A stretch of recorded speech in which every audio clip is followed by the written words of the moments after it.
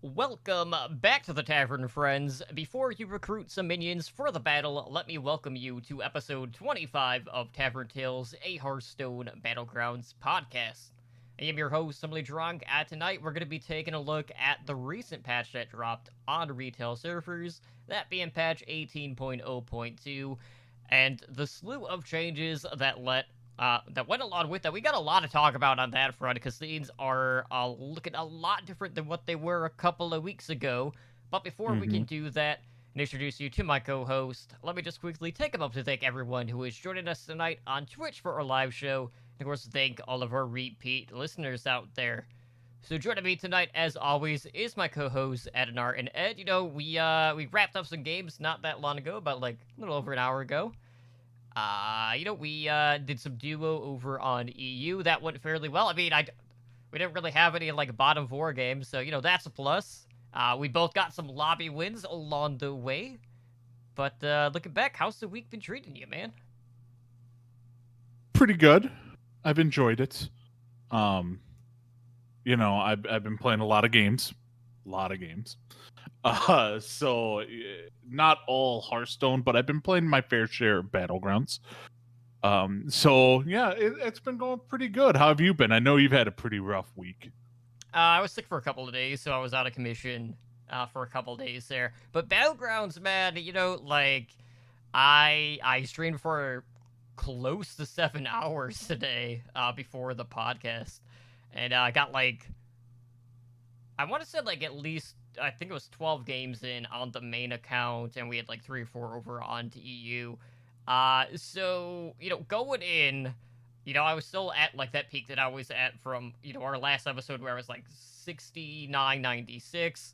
I started, got sixth place with my but I was like, oh, here we go. Like it's the pendulum's swinging back, and then for the next, I was like 5 or 6, maybe 7 games. I got like top 4 finishes, so I was feeling pretty good. I was at 7,300 at that point. Then I had a very bad Alexstrasza game, but all in all, I played 12 games. 10 out of the 12 were top 4 finishes, and right now I'm sitting at 74.27. So 7K has been accomplished. That was, a goal that I set after I'd already achieved like the prior goal, and now it's just like 8K? Question mark? Yeah.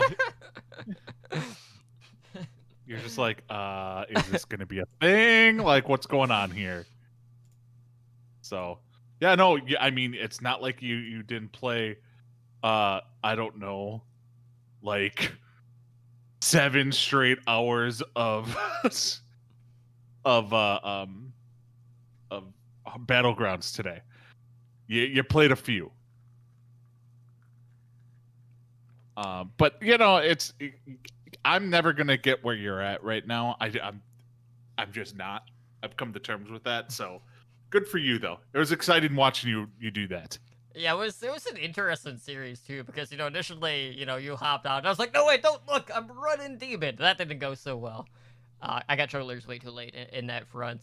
But then I think the most entertaining game for me personally was probably the Dino Tamer brand game where we were running pogos and just trying to learn how to play that composition. Because there's a lot that kind of goes into when you should actually be starting to sell things back into the pool so you can continue to increase your stats over the course of time. And we ended up getting third in that one, which was a plus 41, but we definitely held on to that second triple that we got for far too long. But it's also not really knowing when to tavern up throughout the game pace at that time because we really weren't dropping a ton of rounds. So that was definitely an interesting one. To say the least, but a ton of beast games, obviously, as we'll be talking about here shortly.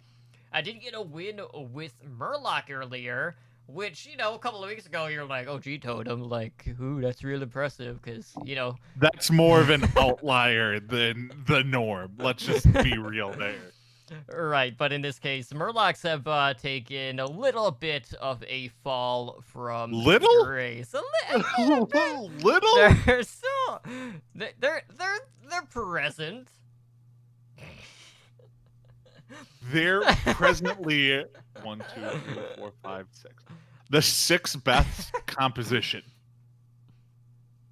Yeah. Pirates are dead last. Ooh, feels bad, man. It is what it is. But anyways, let's talk about the new patch before we find something to blame on Celestalon, since, we failed on that regard the prior week. So we got a new patch that was deployed to servers, that being patch 18.0.2. A lot of stuff going on, so let's just take this based by, what type it is. So let's talk, minion updates. So we have 2 removals from the Battlegrounds minion pool, both of which are very noticeable. So Gentle Megasaur is removed from the minion pool, as well as Arcane Cannon. Now, Ed, I have to say, obviously, Megasaur not being in there, definitely a big blow to, late game Murloc builds. Mm-hmm. But the early game stability now seems in a lot better place with Arcane Cannon being gone from the game than it was a couple of weeks ago, because, for a while there, if basically someone had, a token drop and an Arcane Cannon, you're like, well, I can walk away from my screen for, 30 seconds until the next round is happening, so definitely Correct. feels a lot better now where, you're not really falling into, an early hole for, the first 5 turns because of an individual minion within the pool. Yeah, and I agree with that. It's a combination of not just that, but also the nerf to Eudora, where everyone is kind of like the middle game is not just so dominating by Eudora pumping out massive amounts of damage in the middle of the game. And that's the combination of the two made the game feel better, because it used to be like, you just, if you got to top 4, if you avoided Eudora turn 4, 5, 4, 5, 6, 7. Like if you avoided Eudora those 4 turns, you got top 4. And now with the nerf to Eudora, it's a much more wide open game. Mm-hmm. Yeah, but I'm good with the cannon being gone. I actually would have been okay if they kept cannon and just moved it to tier 3, because I think at tier 3 it would have lost a lot of its effectiveness. Because obviously you're getting a lot less earlier, and turn 3, once you get it turn 3, minions are getting more health, so on and so forth. That's when you're starting to buff. But I was fine with both.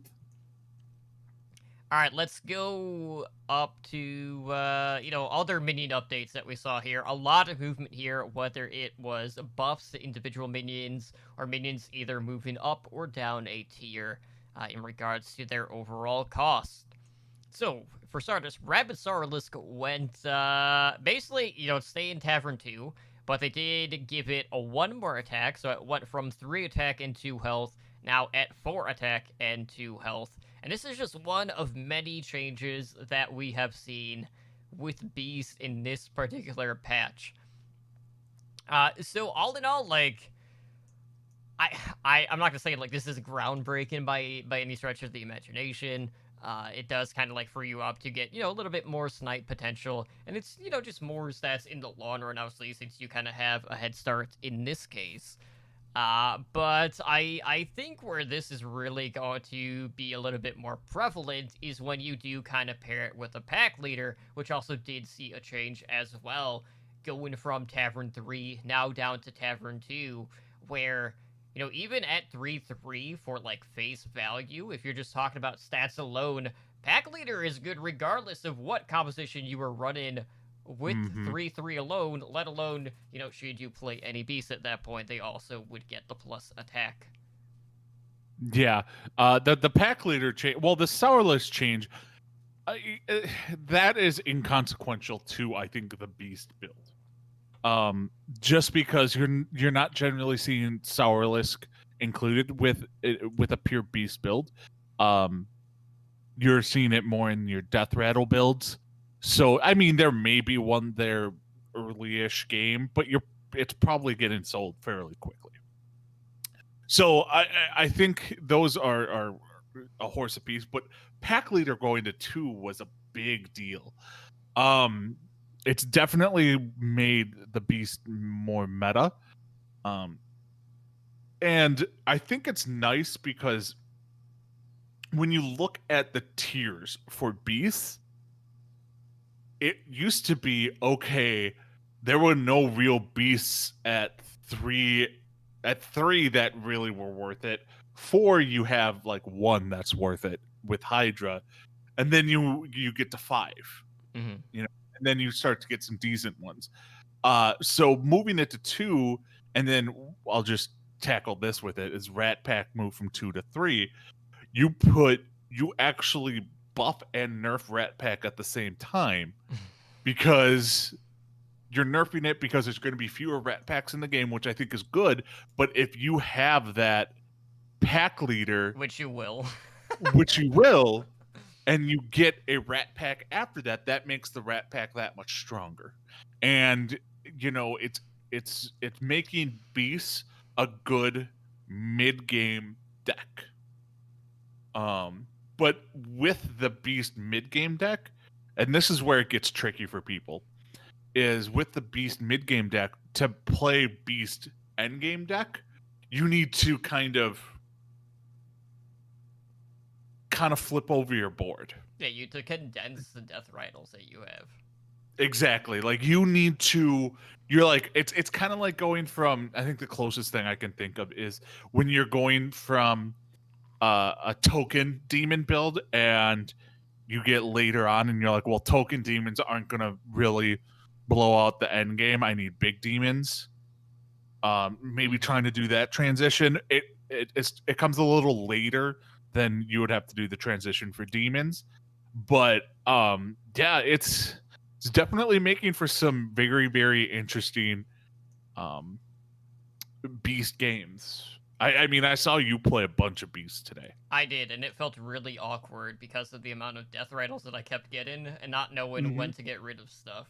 And, you know, part of that, too, was because we also saw them basically double buff Monstrous Macaw, where, you know, it's staying at Tavern 3, but they gave it 1 more health, they gave it 1 more attack, so it went from, you know, a 3-2 now to a 4-3. And there were a lot of situations where, you know, I would have a lot of these death rattle tokens, and I would have the pack leader, and I was like, oh, sweet, I'm Macaw. And, you know, Macaw stat-wise is still pretty good, but that's just like, well, I have to be wary of my positioning because chances are I might not get the full value out of, you know, the attack trigger and that friendly, you know, death rattle in this case. Exactly.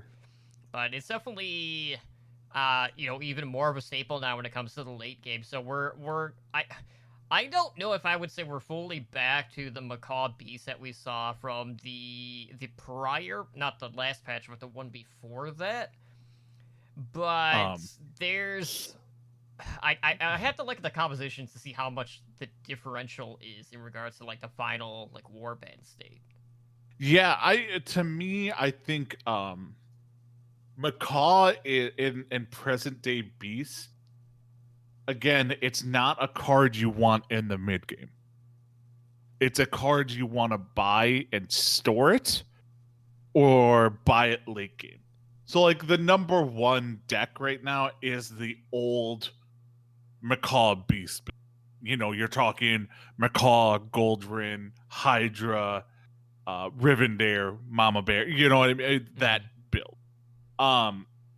But to get to that point, you have like you have none of those cards.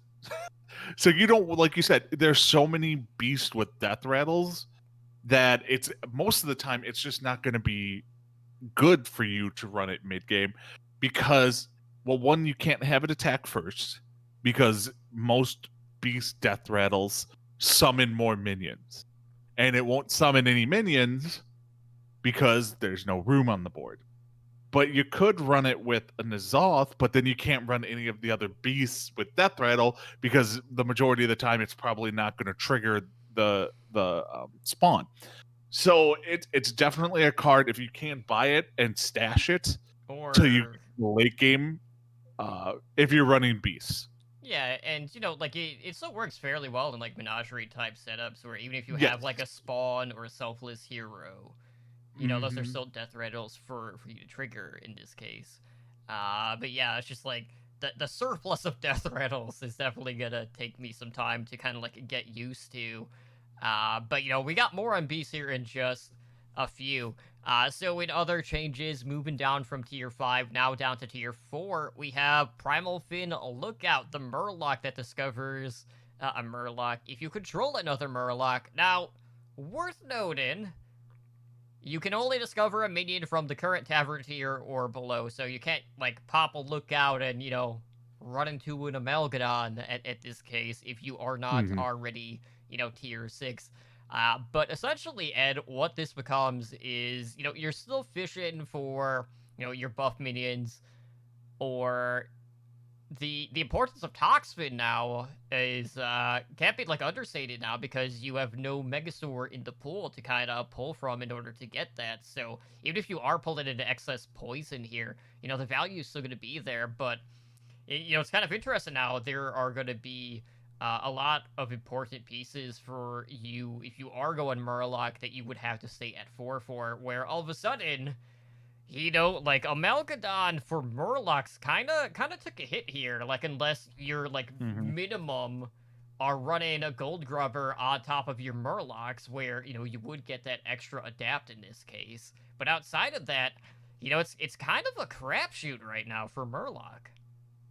Yeah, it is. I mean, they had to make this change with this card after to make them even remotely viable. Because of the Toxfin. Because let's be real, like you need to get some poison on them um to make Murlocs viable. Um so yeah, it's one of those things where I think this was good. It helps them out. Does it make them non-trash tier? Probably not, but it makes them being it prevents them from being an absolute bottom of the worst in my mind. Because if you kept this at tier 5 and made the other changes to the Murlocs, then I think you're pretty much putting the nail in the coffin on Murlocs ever being played. Like I wonder if they still allowed you to get one from a higher tier would really be that groundbreaking, even if they removed a Amalgadon from that case, because essentially you'd only be getting Bagurgle. Yeah, I it could be, but I like what they did. I do. I like what they did. Um, I don't think it would be groundbreaking at all, No. but I see why they don't want to do stuff like that. So Yeah, looking back though, like on like my Murloc win, I'm just trying to see like how many poisons I actually had on board with this. I only had 2 by the end of the game with that Reform game. yeah, but But just two of them will do wonders. it did. I mean, it did also help that I did get Brand that game, and I tripled it late game, but, kind of besides the point. But, just any little bit of poison is still going to get you, some sort of distance if you are running Murloc. But, man, like, you still need to get the stats. And, if you're brandless, it definitely cuts your legs out from underneath you with Murloc. More so than it did in the past. So, in other minion news, we got to look at Nat Pagel, the Extreme Angler. So the old version had the overkill that summoned a 0 of 2 treasure chest. Now, after it attacks and kills a minion, it will add a random minion to your hand, again, which is generated from your Tavern tier or below. So basically, like, you don't need any board space, for like a treasure chest anymore. Um, I've only ran this like one time in all the games that I played today Mhm. with this change, and it wasn't the most beneficial card. But like, I don't think now this is all of a sudden like a must pick if you are running Pirate, where maybe for a 5-drop it's what you just shy away from at this point. Maybe they go back towards the Wind Fury one. I Yeah. can't remember that one's name off the top of my head, but not the best 5-drop now. It's okay. So, best case scenario, you get a kill with it. Okay, it essentially is a shifter Xeris with attack. Like that's essentially what it is. Well, it's still an economy play. Yeah, oh yeah, like you are getting a shifter Xeris that has what's it attack? 8 attack, 5 health. So you get, it's better than a shifter Xeris because it's 8/5 on board with a chance to give you any card, just like shifter Xeris would.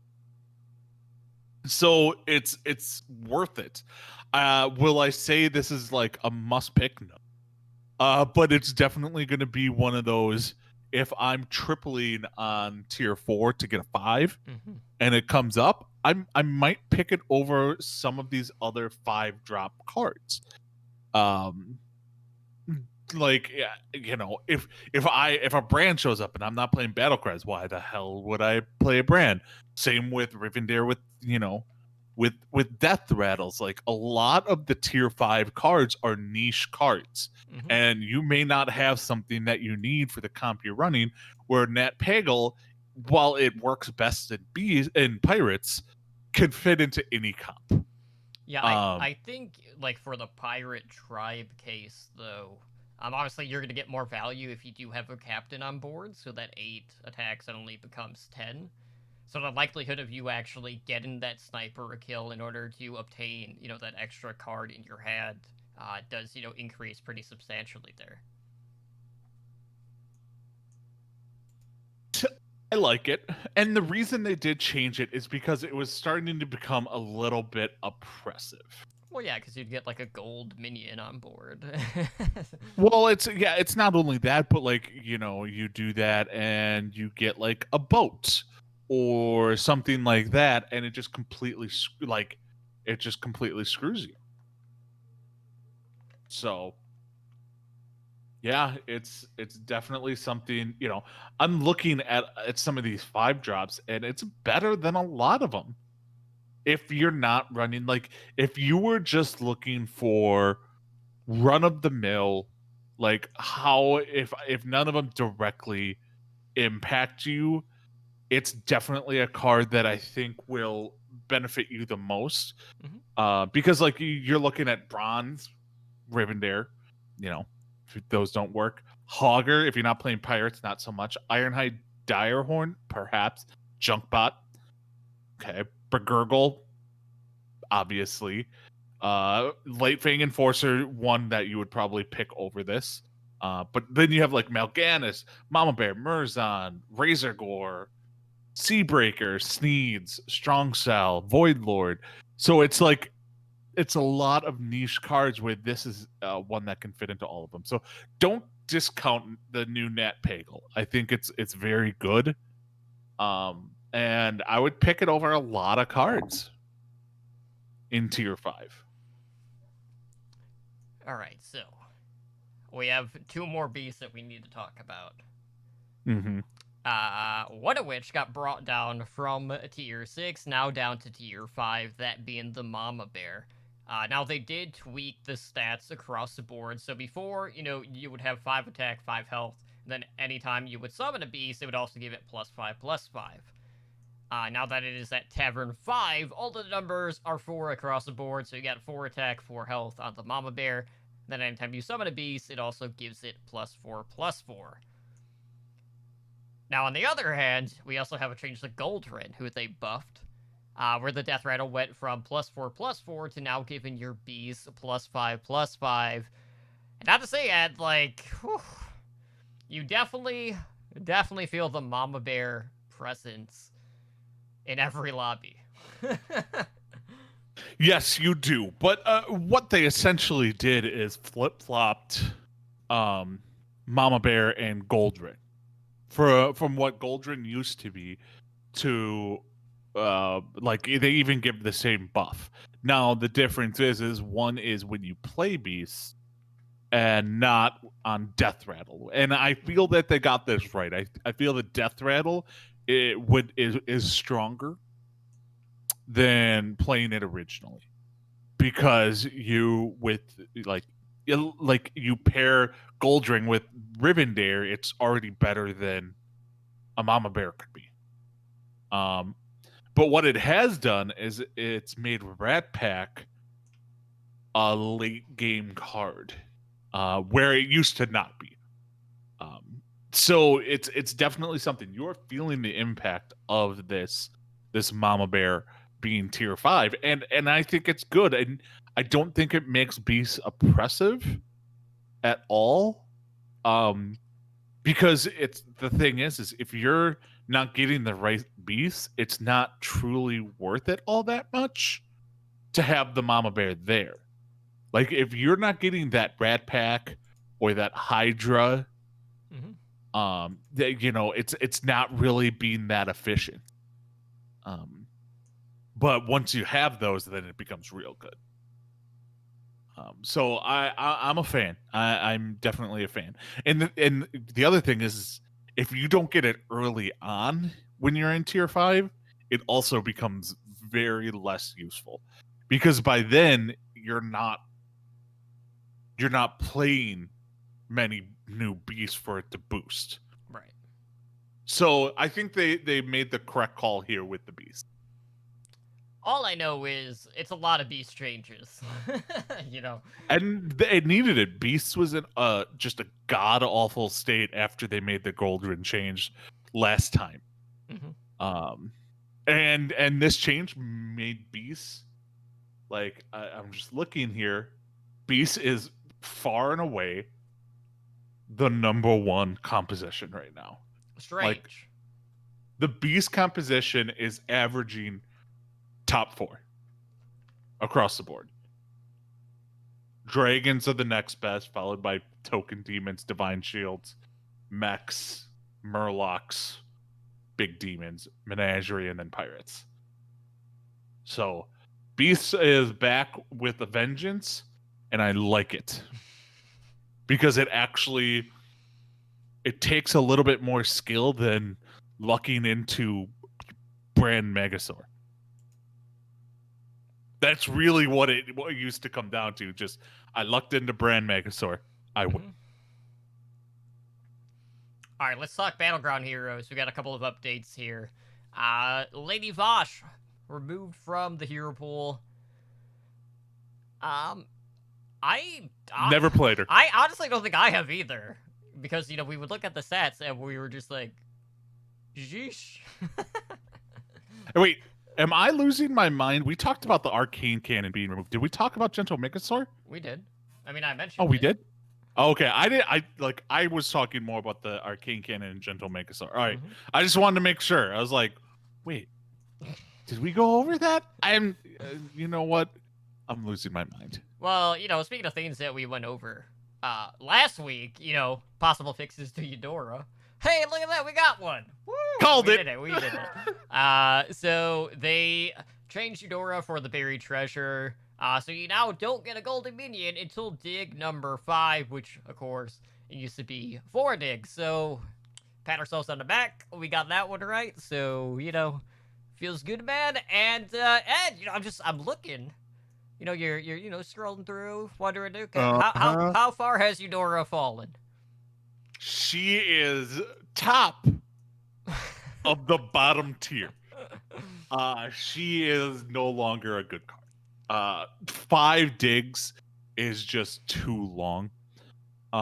You're gonna get 1, and if you don't hit with that, then you're gonna die by the time you get your next dig off. And that's if you're digging every single turn, which you need to be doing. Now there could be a different way that this is done, but yeah, this is like, I'm fine with Eudora getting not nerfed to the ground, but nerfed very, very big, to the point where just she's not oppressive. Yeah, Eudora almost dropped a full average placement. Yep. Like, yeah, she's tied with Great as a Kazam. I'm never gonna get it right, so don't look at me that way. Sam's It's Prince Amukamura. Yeah. You know, at 4.71, which you're like, oh, that's close. No, that's shit.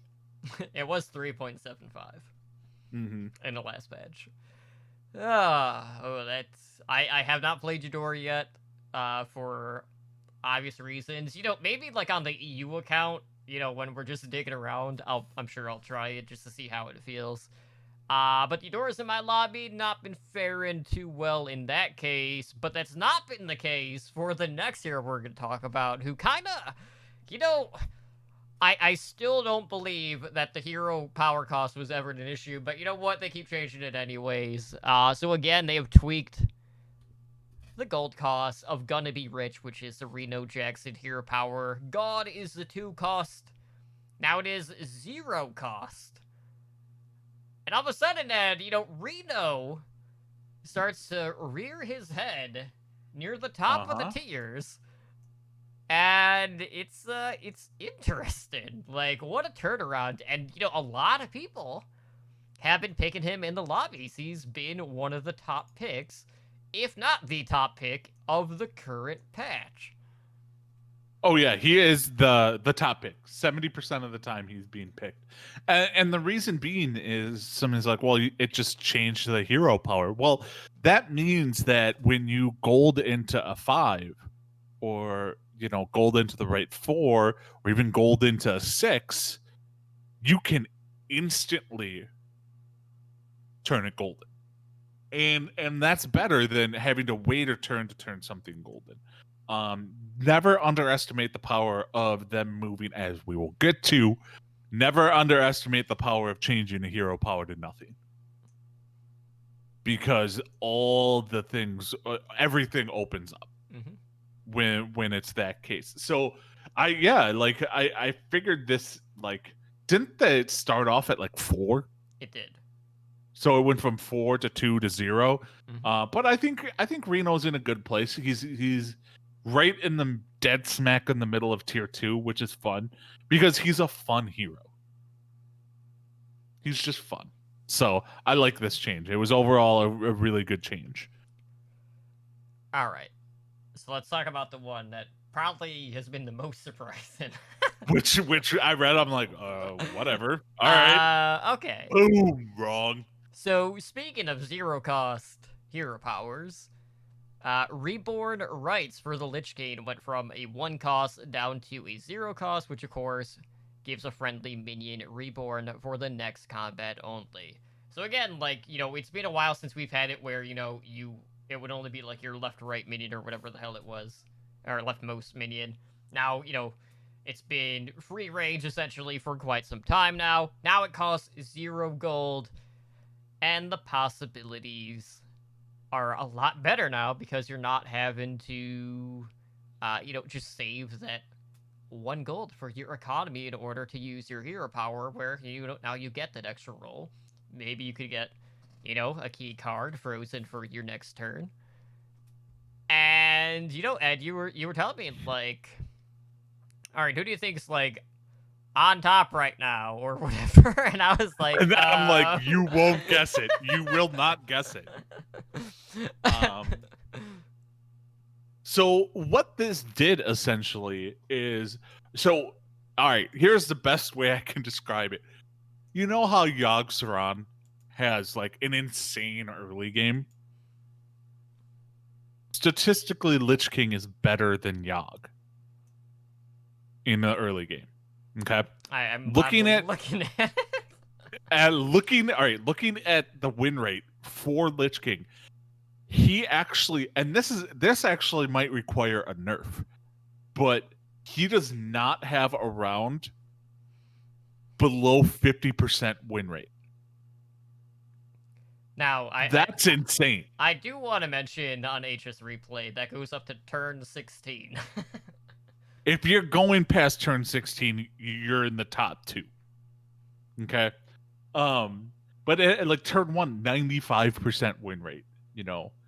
And it's a simple fact that you can buy a card and put Reborn on it immediately.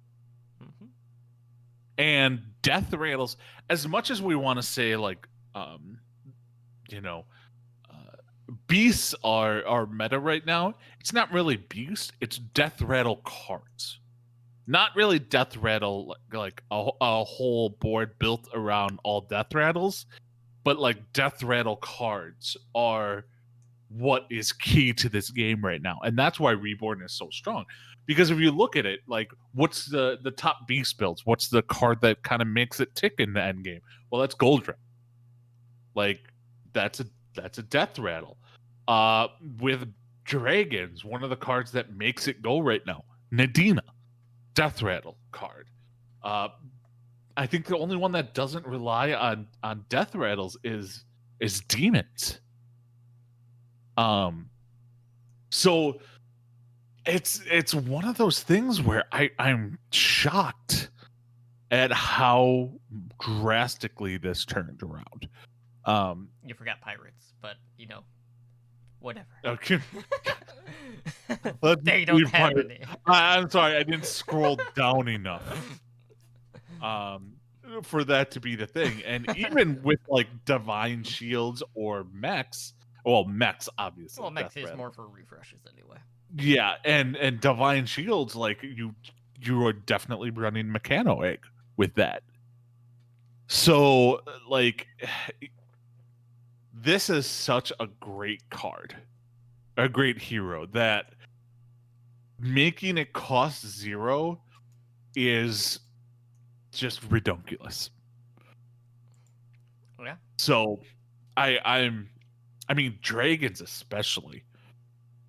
Like once you get going, putting Reborn on Nadina and getting multiple divine shields on all your dragons, that's insane.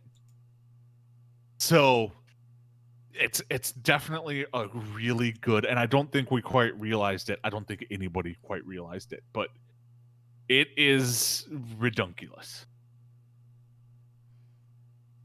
I'm a fan. And, I basically went from having less than 5 games on Lich King, and then I played him twice out of those 12 games. Both were top 4s. I mean, Lich King is a mandatory pick. Kind of like Eudora was a mandatory pick. Lich King is now a mandatory pick. How times have changed. Right? Like, if you would have looked at this game like a month and a half ago, 2 months ago, and you would have been like, oh, Maiev and Lich King, bottom of the bottom. And then you're like, now, Lich King and Maiev, the only 2 tier 1 minions, or heroes. Like, what the fuck happened? Like, something just crazy happened. Mm-hmm. So, yeah, and all it took was for Maiev to not take up a board slot to take her from bottom. Started at the bottom, now we're here. For you rep aficionados. unlike our next change tier hero, which are you trying to tell me that this next one is on the opposite end of the spectrum? Yes. Okay. Because so you're right. I'm just gonna say this. So they changed Galakron, who was the bottom of the bottom, and they changed it to you replace a minions in Bob's Tavern with one from a higher tavern tier, and freezes it. And it's the and freeze it that's it's important. That means it freezes, and then instead of the whole board, you having to freeze the whole board to go over to the next turn, it would just do that one, and then the rest of the board would refresh. The average placement after this change, Galakron went down. Very marginally. Very marginally, but they tried to buff Galakron, and the average placement went down. By 0.03. Yes, but still down. Like, they buffed, and it got worse. So I have a sneaking suspicion Galakron might be leaving the battleground situation real soon. We'll have to tweet Celeste about that. Remember when you tried to buff a hero and just made it worse? Yeah, like, you buffed the hero, more people played it, and the average placement went down. So there's that. I mean, now granted, they don't have the biggest sample size, only roughly 1 million games. And, like, it's not man. like people aren't playing Galacrond. Like, it's above a 30% pick rate because people want to see if Galacrond is any good. And and, and, th- and, and then and they're then they're like, coming in oh, last place. no. Not like this. So, yeah, don't ever pick Galacrond. Ever. I mean, that 5.95% first place finish is pretty tempting. Which I'm sure is dead last. Right. That's the thing that happens. But anyway, so I want to kind of talk about like how the heroes currently are within Battlegrounds now that we've had a little bit more time to kind of like go through everything. So obviously, big gains for like heroes like Lich King. Reno saw a pretty sizable jump. And for the most part, the second tier is pretty damn crowded at this case in time. But is there anyone in particular that you were surprised in regards to their movement or just how they've been performing so far, whether it is for better or worse in this case? Sorry, I'm gonna go ahead and leave Lich King out of this because Right. obviously that is the biggest like holy shit moment. When I saw this, I actually expected Deathwing to just skyrocket up. Mm-hmm. Now, granted, Deathwing is already like one of the top 7-8 heroes, but like I figured with like Deathwing is best when he's Beast. Mm-hmm. And I was like, okay, they're buffing Beast. Let's go Deathwing, and do that. And you know what? It definitely didn't do anything. So yeah, it's. I was surprised about that. I was surprised a little bit at Sky Captain Craig because he actually went up a little bit too. And I think that has something to do with some of the more Murloc centric ones falling down. Right. Because Murlocs took a giant crap, essentially. Um, so you don't have that. But I'm also surprised that Illidan did not move up. Right. For me personally, Illidan would have been my bigger surprise, just because, with the changes that we saw to Beast and knowing how many more buffs there are on board now, especially when you're going into tier 4, to see like the Cave Hydras, I was expecting kind of the double cleave setups to start being a little bit more prominent. That actually hasn't been the case. I mean, the differential there for Illidan was only, basically just what it was for like Galacron, in a sense it was only like 0.03. But I for sure thought with the return of more like cleave-based builds in that mid game for Beast, that Illidan would have seen a bigger impact here. But that hasn't been the case. Yeah, no, and I think it might slowly start to climb up. I don't think Illidan is a middle of tier 4 hero anymore because of the beasts and the cleaves and stuff like that. So, like, to me, to be honest, I think like the beast build, the top beast build right now is like perfect. Like if it's top for all these other ones, how is Illidan not a part of this? I think it's just from people not picking. Because it makes so much sense. You're guaranteed to get attack first. Mm-hmm. And with death rattles, especially with beasts, that is vital. I wonder for him if it's more so they're just not getting that second macaw if they're going that direction. And that could be it. but it's not like there's that many lack of macaws out there. Right. It could honestly just be that they don't survive it till then. Mm-hmm. Like survive till then. Because like they don't have it may also seem like one of those, if they survive, they're gonna do very well. I'm just looking here real quick. Um, it's at 10. First place is over 10%, which puts it above some of these other heroes. Like it's the same as Elise, higher than Curator, um, you know, higher than Maleficent, higher than Lord Jaraxxus, higher than Deathwing. It's just that middle game where they're getting screwed without getting the right cards. So, and I think that's the problem. Like it's tier 4 because the middle game for Illidan kind of sucks. Mm-hmm. All right, so let's talk Murlocs really quick.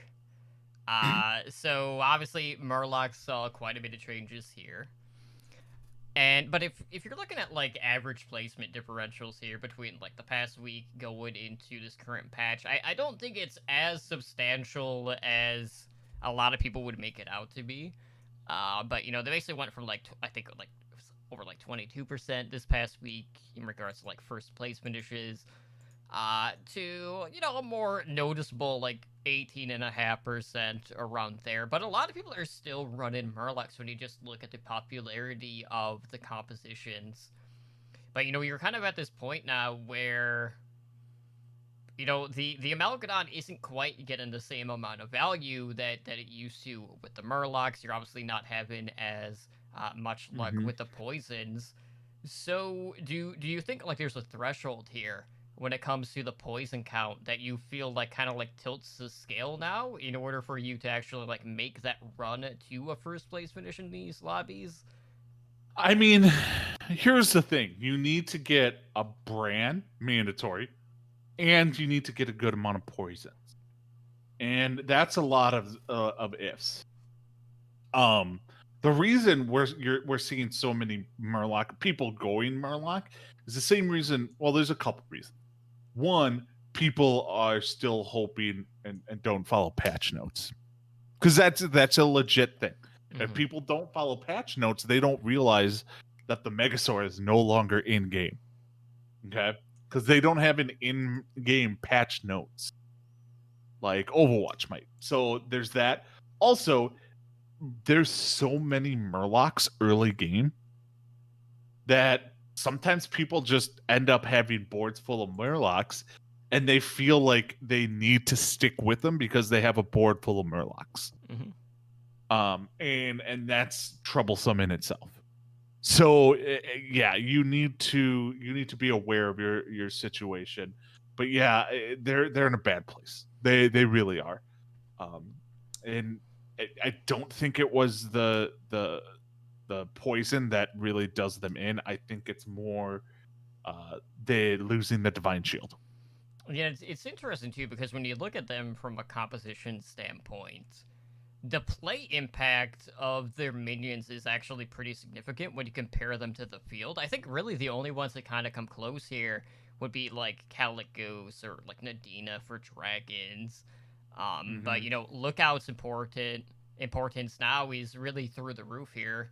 Now that it is moved down to tier 4 in this case, in order to find those other buff cards or find those additional toxins in order to get you along the way there, or even like to get a triple into maybe you can get a brand off of it if you're staying on 4 a little bit longer, because that can tend to happen as well. But like I don't say we're kind of at the point where this is like the death of Murlocs as a tribe altogether. They you still can play them. It is going to take a lot more work though, just because you're not going to have that extra padding of being able to just mass divine shield or poison in this case as well, just to a lesser extent. Yeah, it's you're gonna have to put in a lot more work and get a lot luckier in regards to this, because you know what? There's a lot of things out there that are just gonna beat you without like a bunch of poison and brand. Mhm. So and that's the reason that they fell down so far in the composition rankings. And I'm fine with that. They change up the meta. Right. Like the meta was, run Murlocs and win. Now they're just like, you know what, we need to change, and this is in any game. They just change up the meta. And you know what? I'm fine with Murlocs being down in the dumps for a little while. Because, the next one, let's say Beasts become like the meta, like Mhm. full on meta. Well, then maybe next time they nerf Beasts a little and they buff Pirates. And Pirates then become meta. You know what I mean? Like it's just the transition of how games are. So I'm interested to see how they come out in the next few weeks, because I think they could fall a little bit more once people realize, you know, they're not as good as they once were. Right. All right. So outside of that, obviously, the other big part of this is just how beasts currently are in their iteration. So knowing how many changes that they made here, I'm still like kind of like on the fence if I felt like they tweaked too many, cards at one time. But do you think beasts at this point are overtuned, or do you feel like they're in a good spot just because um, they're pretty close to what they were with like the prior Macaw build? But then again, at that time too, like Macaw Beast was basically just kind of like carbon copied like throughout all the lobbies. Mm-hmm. I don't think they're overtuned, but I definitely think they're the best. No, you can beat them because they have to hit a lot of cards to get that perfect composition.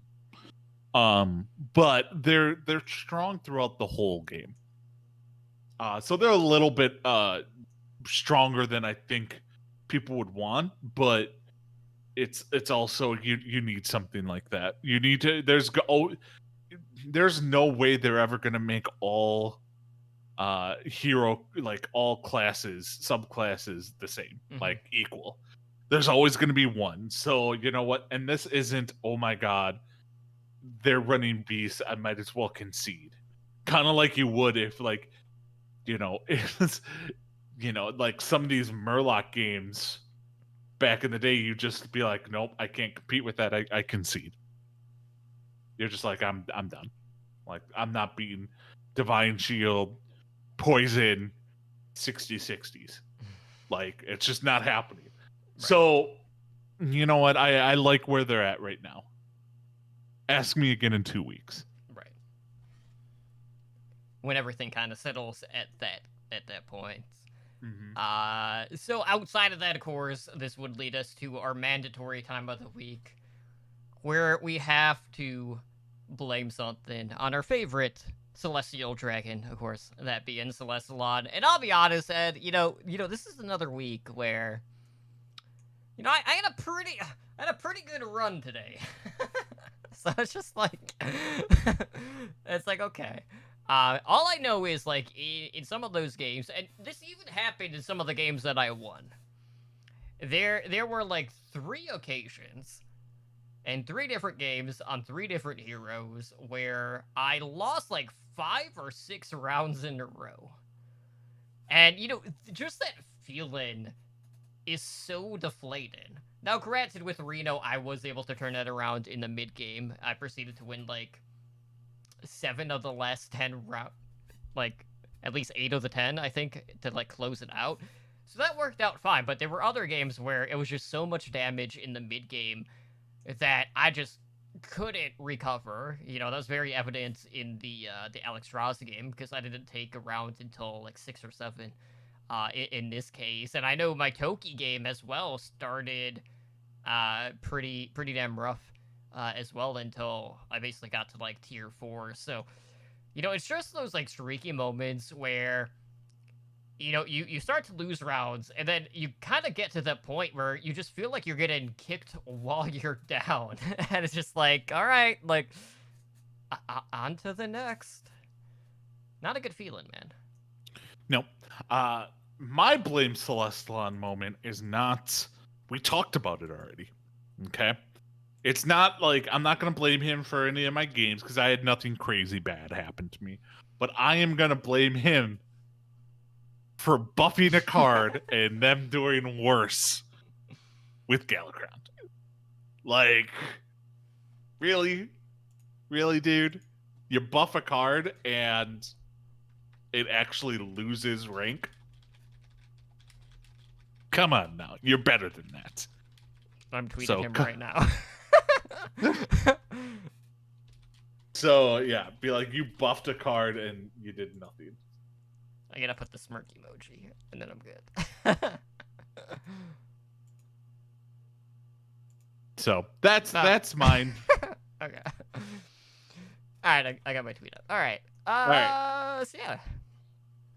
Good times. That's about it. But that's all the major stuff in this patch. Obviously, it still is fairly early on, so we'll kind of like go back and like relook at, you know, hero placements, how the compositions are doing once we got more games in play, just like attributed to HS replay.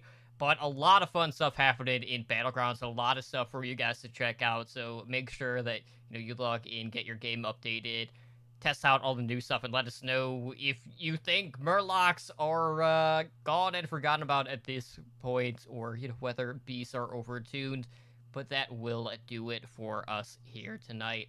So if you guys want to help us out, please do us a favor and head on over to iTunes and write us a review. Let us know how we're doing. We are always looking for ways to improve the quality of the podcast. And of course, you know, if you guys are looking to contact us, you can do so a number of different ways. So Ed, please let our listeners know how they can go ahead and do that.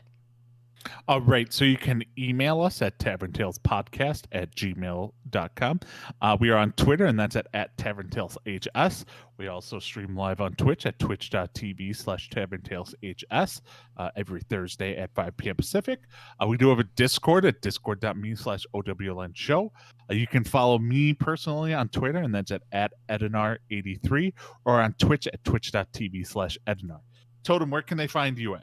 Well, you can also find me over on Twitter. That would be at Tumblely Drunk. And I do stream, basically Monday, Wednesday, Thursday at twitch.tv/Tumblely Drunk, where you can see me, you know, probably playing either Overwatch or Hearthstone, you know, whichever. Kind of changes from time to time. But that will do it for us, guys. Thank you so much for joining us tonight on another episode of Tavern Tales. Best of luck in your recruitment for the battle ahead, and we will see you guys back next week. You guys take care and have a good night. Peace out.